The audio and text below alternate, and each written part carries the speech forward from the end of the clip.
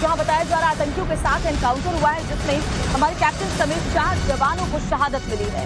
तो ये बड़ी खबर आपको बता रहे हैं जम्मू कश्मीर के डोडा से, जहां पर डोडा के जंगलों में आतंकियों की तलाश फिलहाल जारी है। सर्च ऑपरेशन इस पूरे इलाके में चलाया जा रहा है, चुन चुनकर आतंकवादियों का सफाया किया जा रहा है।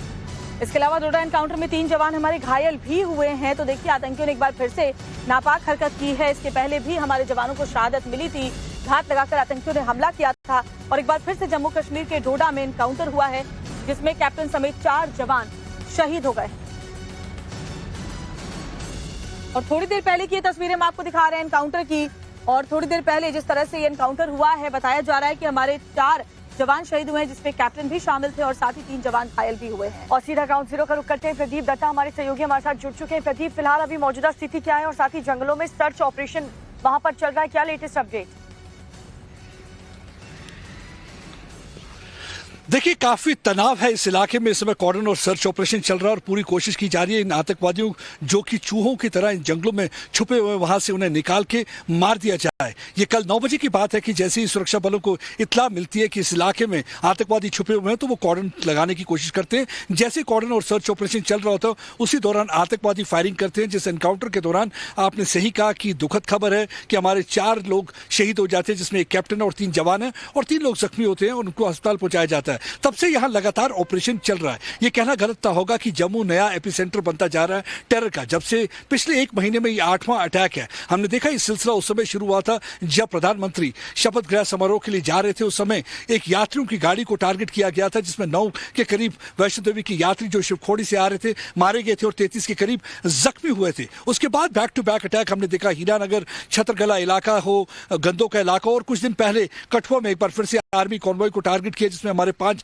जवान शहीद हुए। देखिए, वजह उनकी ये है कि एक तो वो तासुरात और इंप्रेशन देने की ये कोशिश कर रहे हैं कि यहाँ पे हालात ठीक नहीं है। अनुच्छेद 370 के बाद कश्मीर की बात छोड़िए, जम्मू भी सेफ नहीं है। और दूसरी बात यह कि पाकिस्तान को काफी बौखलाहट है, क्योंकि उन्होंने देखा कि हाल ही में जो लोकसभा के चुनाव हुए उसमें किस तरीके से बम्पर टर्नआउट रहा। यानी कि 40 वर्ष में पहली बार एक इतिहास रचा गया। 60% के करीब लोग अनंतनाग के इलाके और बारामूला के इलाके में वोट डालने के लिए आए। अब एक बार फिर से जब सरकार असेंबली चुनाव की तैयारी कर रही है, तो ये लगातार कोशिश करे कि एक डर का माहौल पैदा को। क्यों दीपिका, मैं आपको दिखाता हूं ये इलाका। आप देखिए, बड़ा ही घना जंगल का इलाका है। या अगर इस टेरेन की बात करें तो आप देखिए, ये टेरेन बहुत ही खतरनाक टेरेन है। ये पहाड़ी क्षेत्र है और ये जंगल का इलाका है। और जंगल के अंदर जो है गुफाएं हैं। कई गुफाओं में ये चूहों की तरह छुप जाते हैं। देखिए, आतंकवादी एक तो पहले टनल का इस्तेमाल करते हैं इंटरनेशनल बॉर्डर से घुसने के लिए, चूहों की तरह रेंगते हुए आ जाते हैं। फिर ये अपने नापाक इरादे दिखाते हैं, बुजलों की तरह हमारे बहादुर जवानों को टारगेट करते हैं। लोकसभा चुनाव के दौरान भी बढ़ चढ़कर मतदाताओं ने वहां उत्साह दिखाया, साथ ही चुन चुन कर आतंकियों को जहन्नुम पहुंचाया जा रहा है। उसके बाद ये पाकिस्तान परस्त आतंकी जो है नापाक मंसूबों को अंजाम देने में लगे हुए हैं। अब बने रहे हमारे साथ, क्योंकि एक और बड़ी खबर इसी से जुड़ी हुई सामने आ रही है। जम्मू कश्मीर के डीजीपी ने इस पर बड़ा बयान दिया है। जिस तरह से लगातार आतंकी हमले हो रहे हैं, कि आतंकी घटनाओं के लिए कुछ सियासी दल जिम्मेदार है। तो आतंकी हमलों पर जम्मू कश्मीर के डीजीपी का ये बहुत बड़ा बयान सामने आया है। जिस तरीके से लगातार घाटी में जो घटनाएं घट रही हैं, उसको लेकर के जम्मू कश्मीर के डीजीपी ये कह रहे हैं कि आतंकी घटनाओं के लिए कुछ सियासी दल जिम्मेदार हैं।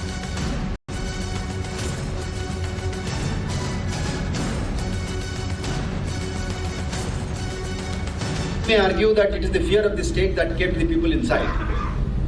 But believe me, it is not the full truth. The full truth is Pakistan successfully came to infiltrate all important aspects of our civil society.